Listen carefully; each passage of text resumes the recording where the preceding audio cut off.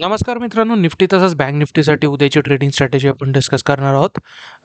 तसंच ओव्हरऑल एक मार्केटमध्ये काय ट्रेंड चालू आहे, काय परिस्थिती बनती आहे, जी रॅली आपल्याला येताना दिसती आहे, जी रॅली मागच्या काही दोन दोन चार ट्रेडिंग सेशनपासून जी कंटिन्यू होताना दिसते आहे, त्याची वाटचाल कुठपर्यंत असेल, या सगळ्या गोष्टी आपण डिस्कस करणार आहोत. तर व्हिडिओला पूर्ण बघायला विसरू नका. बऱ्याचशा इंटरेस्टिंग गोष्टी समोर येताना दिसतील. बऱ्यापैकी चार्ट रीडिंग आणि डेटा रीडिंग काय असतं याच्याबद्दल तुम्हाला माहिती मिळेल. तर व्हिडिओला पूर्ण बघा, फक्त लेवलसाठी बघू नका मित्रांनो, व्हिडिओला पूर्ण बघा. तर चला व्हिडिओला सुरुवात करूया. तर ओव्हरऑल जर बघितलं तर मागच्या 2-3 दिवसांपासून एक रॅली आपल्याला मिळताना दिसत होती. लास्ट ट्रेडिंग सेशनमध्ये आपण या लेवलपर्यंत जवळपास 21,400च्या आसपास 400च्या आसपास आपण एक टार्गेट 400-400च्या आसपास काहीतरी एक टार्गेट आपण दिलेलं होतं. आणि आपण इथं बघू शकतो की डाऊन साईडला एक्झॅक्टली मी सांगितलेलं होतं की एक चॅनलमध्ये प्रिव्हियस ट्रेडिंग सेशनला एक चॅनलमध्ये मार्केट जाताना दिसत होतं. याच्यावरती ओपन जर झालं तर बुलिशनेस कायम राहील. आपल्याला चान्स कधी येईल, जर मार्केटने एक डिप दिला, एक्झॅक्टली इथं सपोर्ट घेतला, तर डाऊन साईडने एक चांगली रॅली बनताना दिसू शकते. आपण इथं बघू शकतो एक मस्त रॅली आली. एक्झॅक्टली आपलं पहिलं टार्गेट या लेवलपर्यंत होतं. त्याच्यानंतर इथं बघू शकतो थोडं साईडवेज सेशन.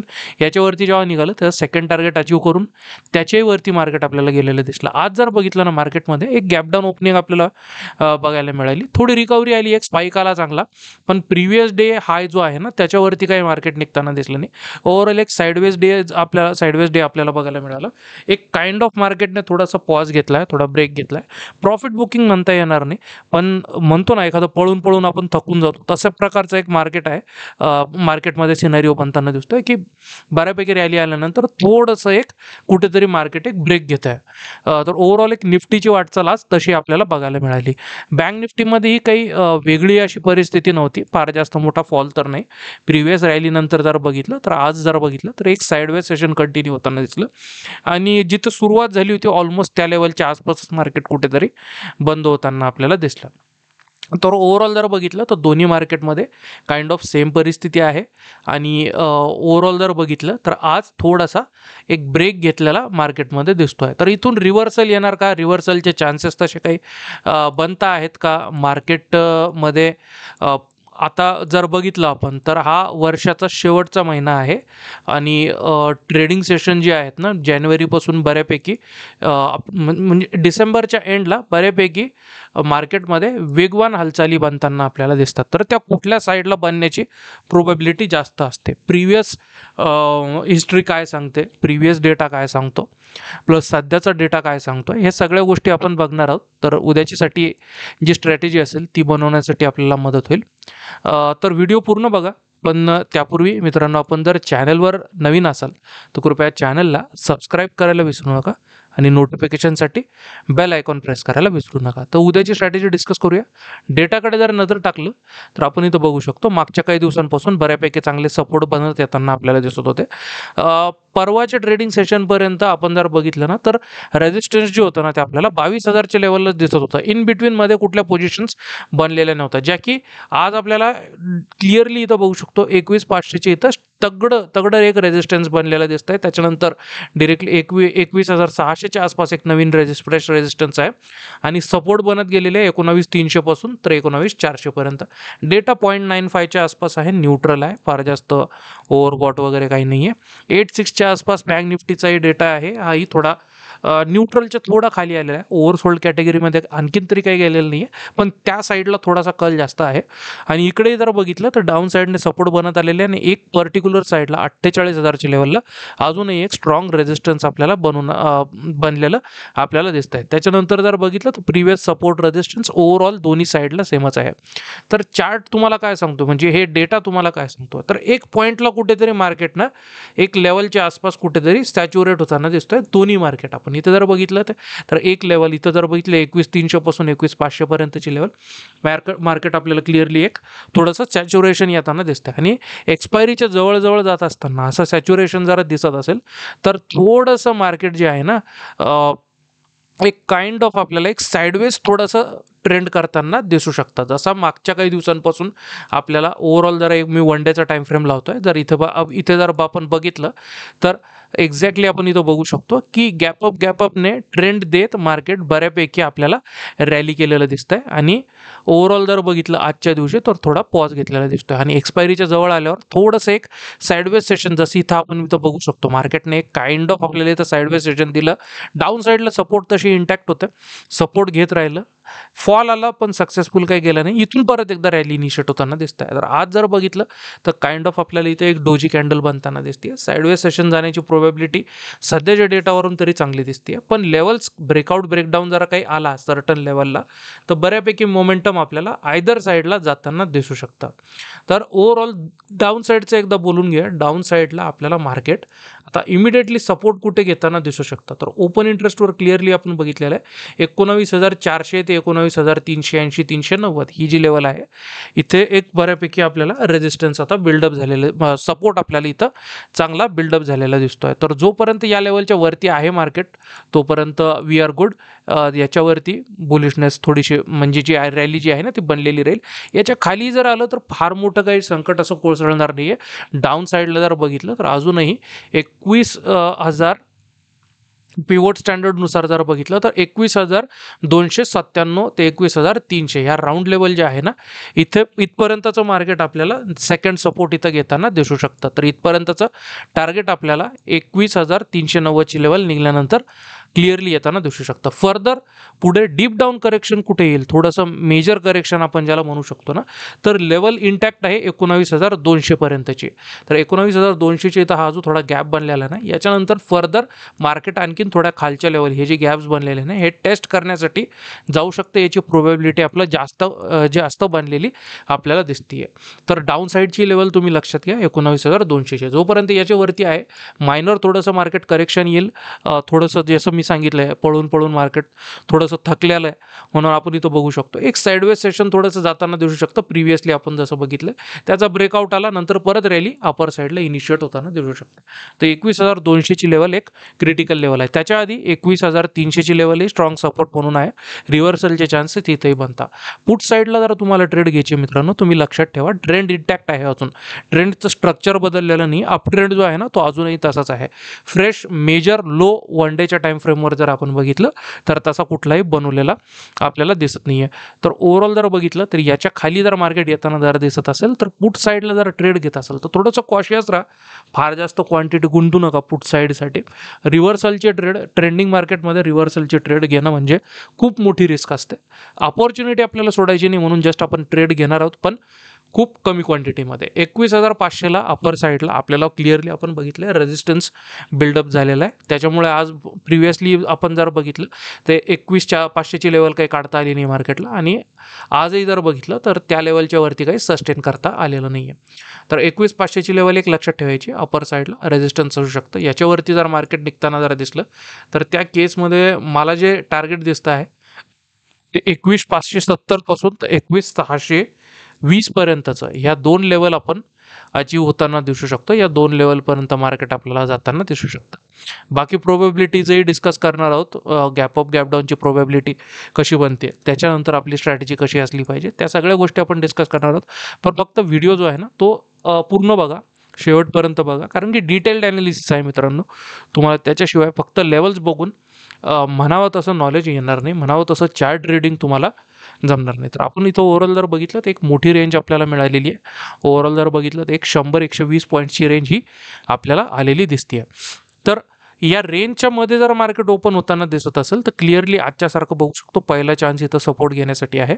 तर सपोर्ट जर घेतला तर एक छोटीशी ट्रेड अपर साईडला या लेवलपर्यंत इनिशिएट करता येऊ शकते. या रेंजच्या मध्ये डाऊन साईडला आलं सपोर्ट घेतला क्लिअरली मी सांगतोय आणि अपर साईडला जर बोलायला जर गेलं तर या लेवलच्या वरती जर ओपनिंग होताना दिसत असेल तर क्लिअर कट मेसेज आहे की हे जे रेजिस्टन्स इथं बनलेले आहे ते तिथं ज्यांनी पोझिशन घेतलेलं आहे त्या ओव्हरनाईट जे आहे ना तिथं SL हिट होतील, आपल्याला इथं स्क्वेअर ऑफ होताना दिसतील आणि त्या केसमध्ये बेस्ट सिनारिओ प्रिव्हियसली इथं जसं बनताना दिसलं गॅप अप ओपनिंग आली, पहिली कॅन्डल रेड बनली, थोडीशी सेलिंग आली आणि त्याच्यानंतर इनिशियल बाईंग आपल्याला चांगली बनताना दिसली.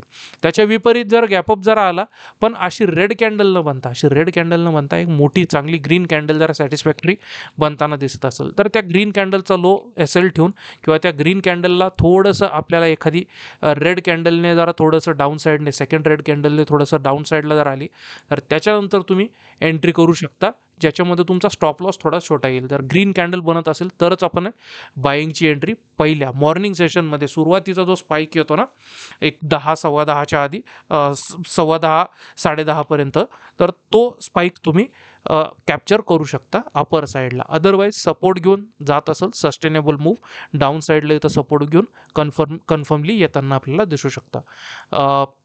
गॅप डाऊनची प्रोबेबिलिटी कशी आहे? गॅप डाऊनची प्रोबेबिलिटी मेजर सिव्हिअर कधी असू शकते, याच्या खाली जरा मार्केटने मोठा एक मेजर गॅप डाऊन जरा दिला, इथं कुठे मध्ये ओपन झालं तर त्या केसमध्ये कदाचित थोडीशी बाईंग जर आली आपल्याला इनिशियल स्टेजला या लेवलला येताना, इथं जरा मार्केटने रेजिस्टन्स घेतलं तर दॅट विल बी थोडंसं एक प्रॉब्लेमॅटिक सिच्युएशन इथं बनताना दिसू शकते. याच्यावरती जर मार्केट निघायला नाही लागलं तर, प्रिव्हियस सपोर्ट जर इथं रेजिस्टन्स बनायला लागला तर त्या केसमध्ये इथं थोडीशी एक शॉर्ट करण्याची ऑपॉर्च्युनिटी मिळते. अदरवाईज जर डिरेक्टली खाली जात असेल तर थोडासा जो स्पाइक येईल ना, आपण याच्या खाली जर आलं मार्केट, हा सपोर्टही तोडला, थोडासा स्पाइक जर आलं तर डाऊन साईडला मग या लेवलपर्यंत आपण प्रयत्न करू शकतो 235च्या 21,235च्या या लेवलसाठी आपण जाऊ शकतो. बँक निफ्टीबद्दल बोलून घेऊया. बँक निफ्टीचा वन डेचा टाइम फ्रेम काय सांगतोय, डेटा वगैरे तर आपण बघितलेला आहे. साईडवेजची परिस्थिती इथंही बनताना दिसते, फक्त इथं कॅन्डल जी बनलेली नाही ती मोठी थोडीशी रेड करेक्शन कॅन्डल आपल्याला बनलेली दिसते. As compared to Nifty, bank Nifty थोडंसं स्ट्रॉंग याच्यासाठी वाटतंय आणि याचं मूव जो आहे ना तो लॉंग टर्म थोडा सस्टेनेबल राहील अशी आशा का वाटते. बाकी फंडामेंटल रिझन ओव्हरऑल बँक चांगलं परफॉर्म करताय त्या सगळ्या गोष्टी तर ऑब्व्हियसली आहेच, त्याच्याशिवाय आपल्याला अशी रॅली दिसणार नाही. पण जसं निफ्टीमध्ये जसे मोठे मोठे गॅपअप जे बनत आहेत ना, तर तिथं एक बऱ्यापैकी एक प्रॉफिट बुकिंग आणि ते गॅप फिलअप होण्याचे चान्सेस थोडेसे जास्त बनताना दिसतात. तसं इथं दिसत नाही आपल्याला. आपण जर ओव्हरऑल बघितलं तर हा गॅप जरा सोडला तर त्याच्यानंतर फार जास्त मोठी एक सस्टेनेबल अपसाईडला मूव्ह तर आलं, पण फार जास्त मोठे गॅप आले नाही. जे आले ते प्रॉपरली फिलअप होऊन मार्केटने त्याच्यावरती सस्टेन केलं. ओव्हरऑल एक स्ट्रक्चर इथं एक छान बनताना दिसतं. आपण इथं बघू शकतो स्पाईक आला, थोडं करेक्शन, परत एक स्पाईक, थोडं करेक्शन आणि इथून जरा फॉरवर्ड आपण जर पुढं फर्दर आपण जर इथून जर बघायला जर गेलं तर आपण इथं बघू शकतो की परत एकदा इथं आपल्याला स्पाईक आलेला दिसतोय. या लेवलपासून परत एकदा स्पाईक आलाय, थोडंसं करेक्शन इथं आणि त्याच्यानंतर अपर साईडला चांगली रॅली मार्केट करताना दिसू शकतं. असं जरा पॅटर्न कंटिन्यू होताना आपल्याला दिसत असेल तर इथं बघू शकतो आपण एक मोठा स्पाईक, परत एकदा एक करेक्शन येत आहे. तर या लेवलपर्यंत मार्केट जे आहे ना, या लेवलपर्यंत 47,400 इथपर्यंत एक सेफ टेरिटरीमध्येच आहे असं कन्सिडर करू शकतो. इथं येऊन करेक्शन घेऊन बऱ्यापैकी जरा इथं अशा प्रकारची कॅन्डल बनताना दिसली तर त्या केसमध्ये रिव्हर्सल येताना जरा दिसलं तर त्या केसमध्ये हे मूव्ह आणखीन थोडं सस्टेनेबल बनू शकतं, अशी एक आपल्याला परिस्थिती बनताना दिसू शकते. तर 5 मिनिटाच्या टाइम फ्रेमवरती कशा प्रकारची आपली स्ट्रॅटेजी असली पाहिजे आणि काय आपला एक ओव्हरऑल बँक निफ्टीमध्ये प्लॅन असला पाहिजे ते आता डिस्कस करूया. तर इथं जर बघितलं आपण तर ओव्हरऑल आपल्याला एक रेंज चांगली मिळालेली दिसते 47,775ची. अप्पर साईडला जर बोलायला जर गेलं तर क्लिअरली आपण जर बघितलं तर 48,000चे लेवलचे तर रेजिस्टन्स बनून आहेच आणि त्याच्या व्यतिरिक्त अप्पर साईडला या लेवलच्या आसपास इथून तर हा कम्प्लीट झोन मी मार्क करतोय. झोन पूर्ण मार्क नाही करते पण झोनची एक अपर लेवल जी आहे ना 48,160ची ती मार्क करतोय. हा एक कम्प्लीट झोन जो आहे ना तो एक मेजर रेजिस्टन्स एरिया आहे. इथं थोडंसं आपल्याला कॉशियस राहायचं आहे एवढ्या पट्ट्यामध्ये. तर याच्यावरती जरा निघताना दिसलं तर बऱ्यापैकी मोमेंटम कॅरी फॉरवर्ड होताना दिसू शकतं. पहिलं टार्गेट आपल्याला येताना दिसेल 48,365 पर्यंत. सेकंड टार्गेट आपल्याला मिळताना दिसेल 48,590 पर्यंत ते 48,600ची लेवल. या दोन्ही लेवलकडे आपलं लक्ष असलं पाहिजे. या दोन्ही लेवलसाठी आपण कॉलच्या पोझिशनसाठी ट्राय करू शकतो. डाऊन साईडला जर बोलायचं जर गेलं तर करेक्शन किंवा थोडीशी प्रॉफिट बुकिंग कुठपर्यंत येताना आपल्याला दिसू शकते. तर ओव्हरऑल चार्ट वाईज जर बघितलं तर पहिलं टार्गेट आपल्याला ऑब्व्हियसली या लेवलपर्यंत 47,640 पहिलं आणि खूप एक जवळचं इनिशियल टार्गेट जर बघायला जर गेलं तर ते येताना दिसू शकतं. अदर दॅन दॅट जर बघितलं तर इमिडिएटली आपल्याला इथं बघू शकतो आपण की एक मोठा गॅप इथं बनलेला दिसतोय. तर येत्या काही ट्रेडिंग सेशनमध्ये हा गॅप फिलअप होताना आपल्याला दिसू शकतो. तर पहिलं टार्गेट क्लिअरली असेल 47,500ची लेवल. तर या लेवलसाठी आपण पुढच्या पोझिशनसाठी ट्राय करू शकतो. फर्दर बँक निफ्टीमध्ये एकदा जर विकनेस बनली तर आपण इथं बघू शकतो डाऊन साईडला हा गॅप फिलअपही होताना आपल्याला दिसू शकतो. तो ओव्हरऑल एक एक्स्ट्रीम केस जर बोलायचं जर गेलं तर 47,200 ते 190ची लेवल, या 2 लेवलसाठी आपण ट्राय करू शकतो पुढच्या पोझिशनला. अदर दॅन दॅट सिनारिओ जर बोलायचं जर झालं तर ह्या रेंजच्या मध्ये जर ओपन होताना जर दिसलं मार्केट तर क्लिअरली प्रोबॅबिलिटी एक्सपायरीपर्यंत डेटा वाईज तरी तशी बनलेली दिसू शकतं की एक साईडवेज परत जाताना दिसेल. तर ओव्हरऑल या रेंजमध्ये दोन्ही इंडेक्सेससाठी मी बोलतोय की या रेंजमध्ये छोटी एखाद दुसरी सपोर्ट साईडला किंवा रेजिस्टन्स साईडला एखाद दुसरी छोटी ट्रेड आपण प्लॅन आउट करू शकतो. अदरवाईज सोडून दिली तरी चालेल. बघूया नंतर एक्सपायरी नंतर एक क्लिअर कट मूव्ह देताना जर दिसलं तर चांगले मार्केटने एक सस्टेनेबल मूव्ह अपर साईडला दिली आणि इझी मनी दिलेला आहे. तुम्हाला फक्त पेशंटली वेट करायचं आहे. तर जाऊ देऊ, ही एक्सपायरी एखाद्या वेळेस आपल्याला गिवअप करावी लागू शकते. आणि ओव्हरऑल जरा थोडंसं थोडंसं पुढचं प्रेडिक्शन जर बोलायचं जर गेलं ना तर मोस्टली जर तुम्ही बघितलं प्रिव्हियस डेटाही काढून जर बघितलं तर डिसेंबर म्हणजे जो इयर एंड जे असते ना त्याच्या शेवटचे 1-2 आठवड्यामध्ये मार्केट थोडंसं करेक्शन दाखवतं. मेजर मायनर असं मी शब्द वापरणार नाही, पण करेक्शन शुअरली येतं. मला काही फार जास्त अशी काही पॅनिक सिच्युएशन तुम्हाला बोलण्यातून अशी काही दाखवायची नाही आहे, कारण की मार्केट तसं तर म्हणजे जे रिॲलिटी जी आहे ती तर मी काही बदलू शकत नाही. तर ओव्हरऑल जर बघितलं ना याच्या मागचं रिझन असं की बऱ्यापैकी जे मोठे मोठे फंड हाऊसेस जे असतात ना ते त्यांच्या पोझिशन स्क्वेअर ऑफ करून पुढच्या इयरच्या प्लॅनिंगसाठी आपल्याला जाताना दिसतं.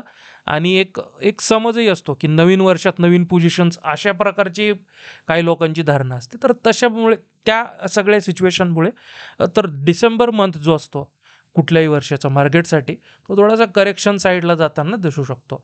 त्याच्यानंतर मोठे मोठे इव्हेंट कॅरी फॉरवर्ड होणार असतात, जसं की बजेट असतं इमिडिएटली.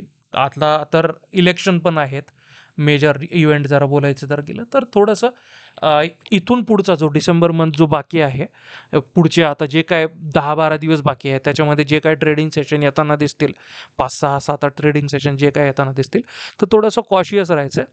अपर साईडला रॅली म्हणजे एक लेवल जर तशा सर्टन ब्रेक होताना दिसतील, सपोर्ट घेताना दिसेल तरच ट्रेड घ्यायची. अदरवाईज आपल्याकडे लेवल टू लेवल काम करण्यासाठी आपला प्लॅन रेडी आहे. तर ओव्हरऑल सगळ्या प्रोबेबिलिटीज आपण डिस्कस केलेल्या आहेत. आशा करतो की तुम्हाला हे सगळं डिटेल्ड ॲनालिसिस आणि एक्सप्लेनेशन समजलं असेल. डाऊट असेल तर तुम्ही कमेंट सेक्शन किंवा मला इंस्टाग्रामवरती डायरेक्टली मेसेज करू शकता. लिंक इंस्टाग्रामची डिस्क्रिप्शनमध्ये आहे. व्हिडिओ आवडला असेल तर लाईक, सबस्क्राईब आणि शेअर करून सपोर्ट करायला विसरू नका. भेटूया पुढच्या व्हिडिओमध्ये. धन्यवाद.